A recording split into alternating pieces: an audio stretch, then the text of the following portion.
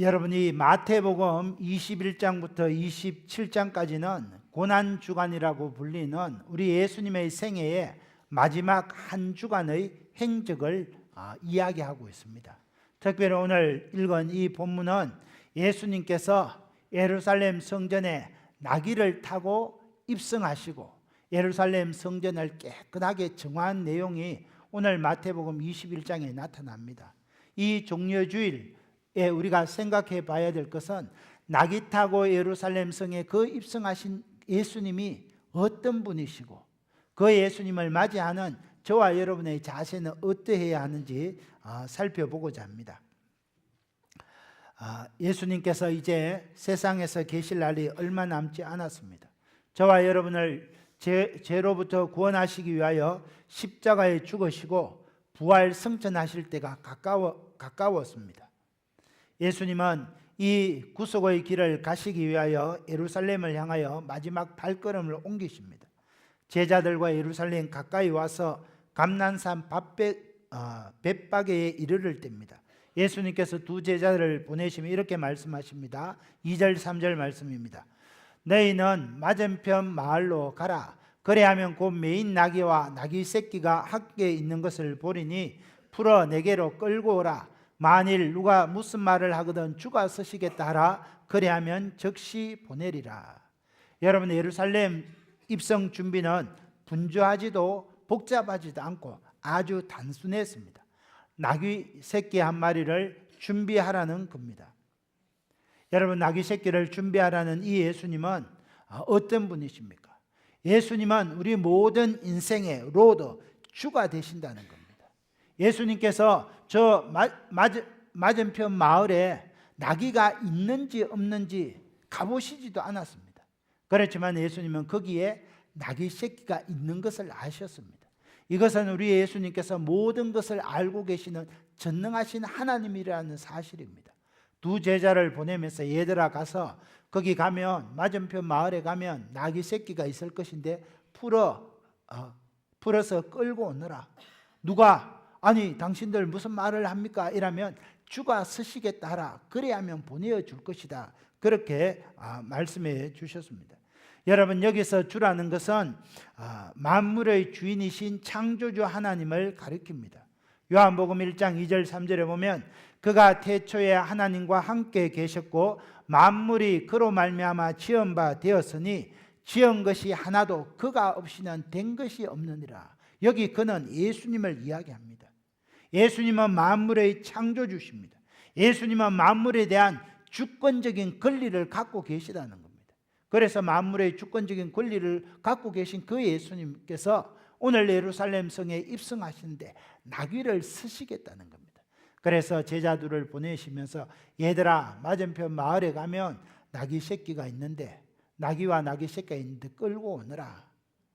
사람들이 왜 이렇게 남의 나귀를 끌고 가려고 합니까? 하면 주가 쓰시겠다 하라. 그러면 보내주리라. 그렇게 이야기하는 겁니다.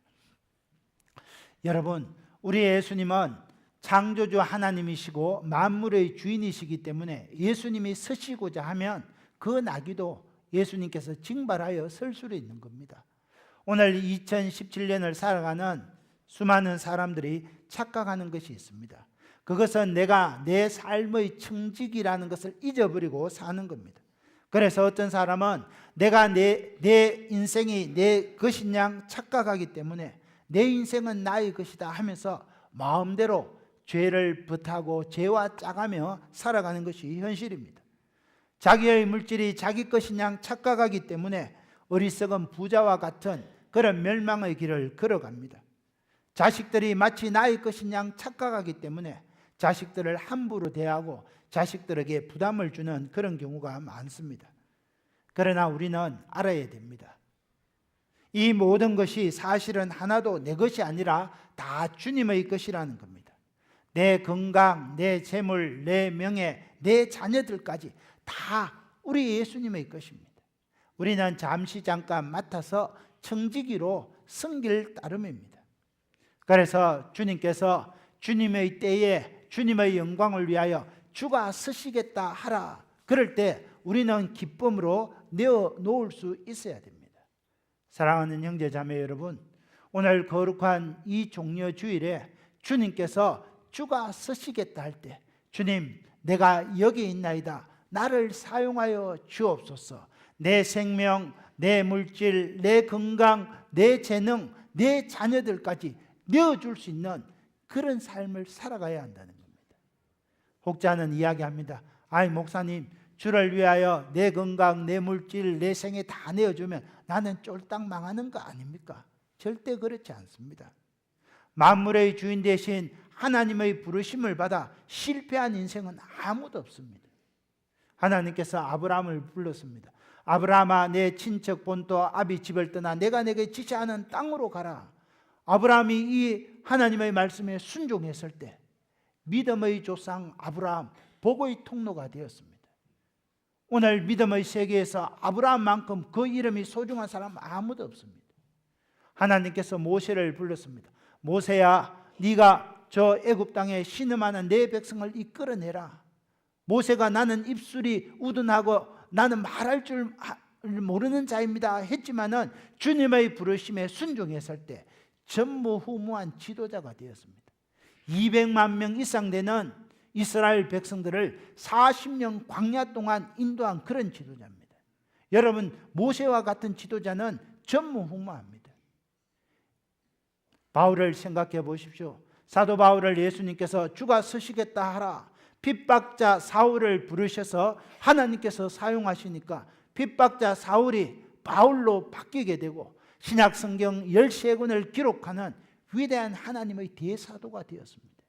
여러분, 하나님이 부르실 때 주가 서시겠다는 이 말씀 순종해서 주께 내어드리면 주께서 우리의 삶을 책임져 주시는 겁니다. 하나님께서 저와 여러분에게 선물로 주신 우리의 아들, 딸들 하나님의 것입니다. 내 것 아닙니다.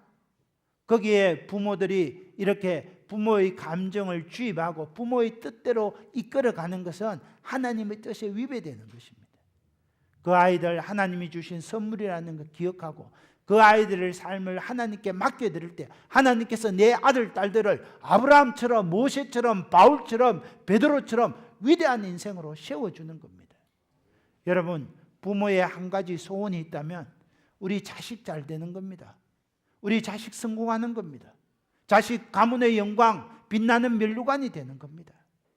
주가 서시겠다 하라, 이 말씀 순종해서 하나님 앞에 맡겨드릴 때 하나님께서 내 자녀들 책임져 주시고 내 건강, 내 생명, 내 사업 책임져 주시는 겁니다.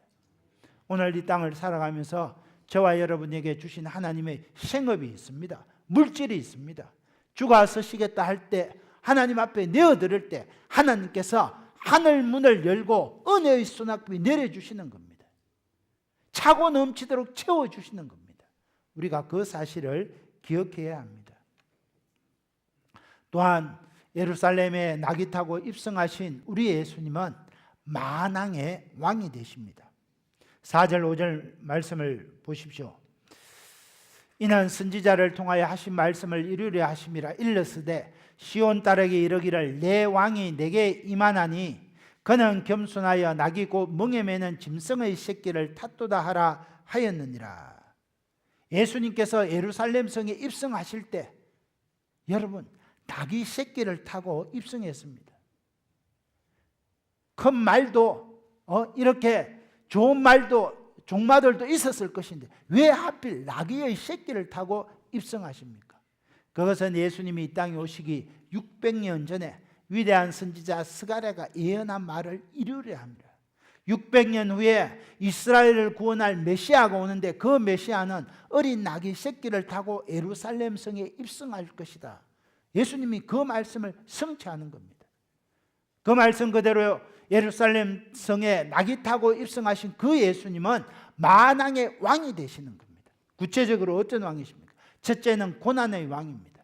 이제 예루살렘 성에 입성하신 우리 예수님은 오늘 종려 주일로부터 일주일간의 그 삶을 보내고 금요일 날 저와 여러분의 죄를 용서하시기 위해 십자가에 내 대신 죽어주시는 겁니다.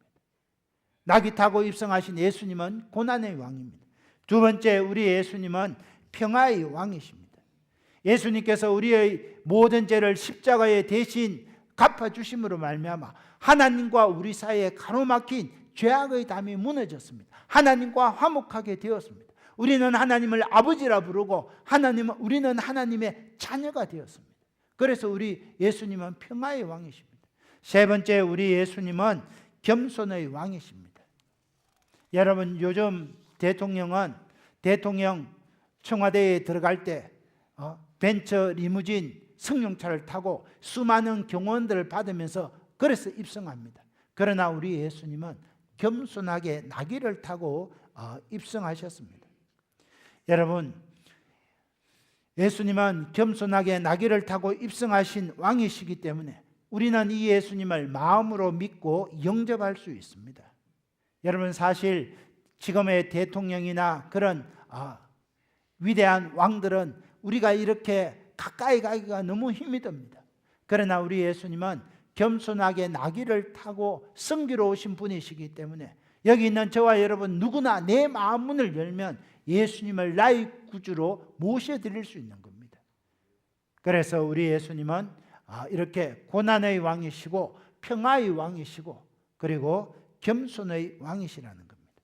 그러면 이런 우리의 주요, 우리의 왕이 되신 예수님께 대한 우리의 태도가 어떠해야 합니까? 6절 7절 말씀입니다.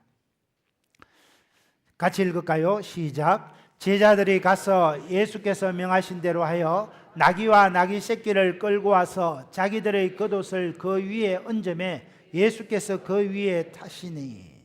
제자들은 나귀를 끌어오는 예수님 말씀에 순종했습니다. 그래서 정말 가보니까 맞은편 마을에 가보니 나귀와 나귀 새끼가 있었습니다. 끌고 오려고 하는데 그 주인이 왜 풀어서 가져가려고 하느냐, 주가 서시겠다 하라, 이 말씀하는 신기하게 보내줬습니다. 그래서 그 나귀 새끼를 끌고 와서 그 위에 겉옷을 벗어서 예수님이 나귀 위에 앉을 수 있도록 하셨습니다.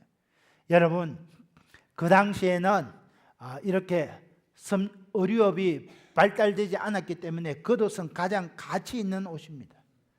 유대시대 예수님 당시에 강도들이 사람을 약탈할 때 겉옷을 가져간 것을 보면 우리가 잘 알 수 있습니다. 그러니까 제자들이 겉옷을 벗어서 안장 위에 나귀 위에 깔았다는 것은 예수님을 최고로 높여드리는 제자들의 행위입니다. 저와 여러분이 오늘 종려주일날 예루살렘 입성하신 그 예수님이 나의 왕으로 고백한다면 우리도 예수님 앞에 내 겉옷을 벗어 드릴 수 있어야 됩니다. 다시 말해서 나의 가장 소중한 것을 예수님을 위하여 내어 드릴 수 있어야 한다는 겁니다. 하나님의 종들은 하나같이 가장 소중한 것을 하나님 앞에 벗어 드렸습니다. 저와 여러분이 오늘 2017년 하나님 앞에 조금 있으면 성찬 내식을 거행할 것인데 주님 앞에 내 생각과 교만의 옷을 벗어놔야 됩니다.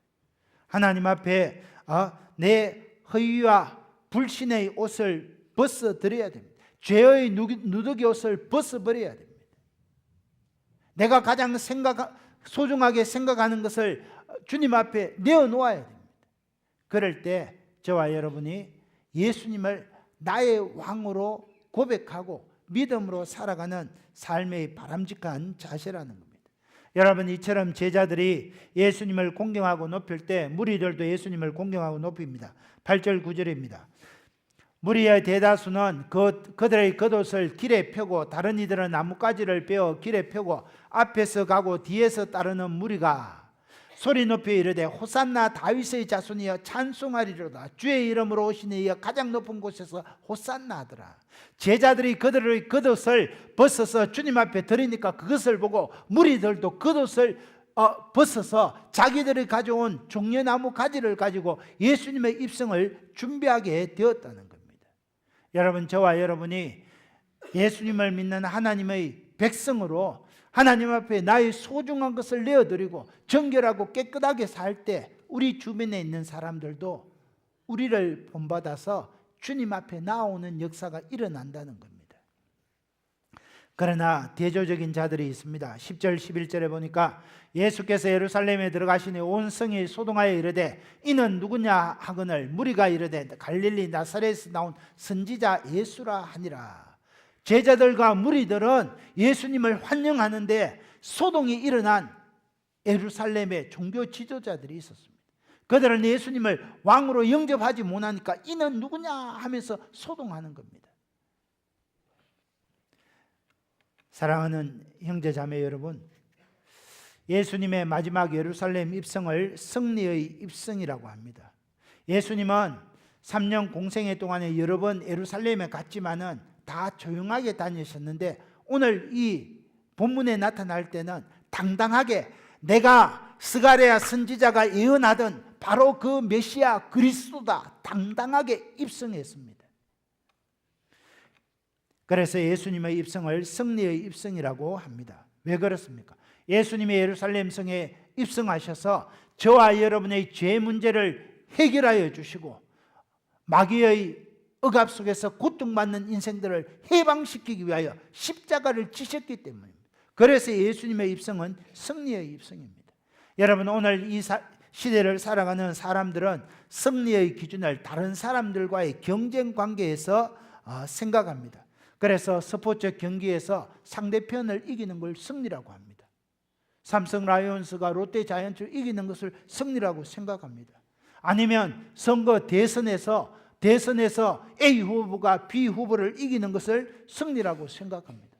청소년들은 이렇게 원하는 대학에 입학하는 것을 승리다. 청년들은 원하는 직장에 취직하는 것을 승리라고 생각합니다. 그런 것이 승리가 될 수도 있지만, 그러나 이런 승리는 시간이 지나면 빛바랜 사진처럼 그 빛이 바래고 사라져 버립니다. 그 영광도 묻혀버립니다. 진정한 승리는 자기 뜻을 얼마만큼 성취하느냐에 있지 않고 하나님의 뜻을 얼마만큼 성취해 드리느냐, 거기에 진정한 승리의 의미가 있습니다. 다시 말해서 하나님의 뜻을 성취한 인생은 그 인생의 긴자 짧은냐를 떠나서 진정한 승리와 영광의 인생이 되는 겁니다. 예수님을 생각해 보십시오. 지상에서의 삶은 3년 공생에 짧았습니다. 예수님은 예루살렘 성에 입성하셔서 고난을 받으시고 십자가의 죽임을 당했기 때문에 어떻게 보면 실패한 것처럼 보입니다. 그러나 예수님이 예루살렘 성에 입성하시고 십자가 사건을 통해서 우리 인류를 죄와 죽음에서 구원하는 것이 하나님의 뜻입니다. 예수님은 이 하나님의 뜻을 이루어 드리기 위해서 겸손하게 나귀를 타시고 예루살렘 성에 입성하시는 겁니다. 그래서 예루살렘 성에 입성하셔서 종교 지도자들의 핍박을 받고 제자들의 배반을 당하고 결국에는 십자가에 무기력하게 돌아가십니다. 세상적인 시각으로 보면 예수님의 인생은 패배한 인생같이 보이지만은 예수님이 십자가에 죽으시는 것이 인류를 구원하시고자 하는 하나님의 뜻을 이루어 드리는 겁니다. 그래서 결국 하나님의 뜻을 이루어 드리고 죄와 죽음으로 멸망할 수밖에 없는 우리 인생들을 살려주셨습니다. 여러분, 승리의 진정한 기준은 하나님의 뜻을 얼마나 따르고 이루어 드리냐는 것이 하나님이 인정하시는 승리의 기준입니다. 사랑하는 형제자매 여러분, 종려주의를 보내면서 한번 생각해 봐야 되겠습니다. 나는 과연 하나님의 뜻을 얼마나 이루어 드리기 위하여 노력하고 있는지, 정말 하나님의 뜻대로 살아가고 있는지 살펴봐야 됩니다. 저는 종려주의를 보내면서 저와 여러분이 우리 창녕제일교회 모든 성도님들이 하나님의 뜻을 우리 예수님처럼 100% 이루어드리는 그런 귀한 믿음의 지체들이 되시기를 예수님의 이름으로 축원합니다. 하나님 아버지, 거룩한 종려주의를 허락하여 주심을 감사드립니다. 예수님은 우리의 몸과 마음을 바쳐 섬겨야 할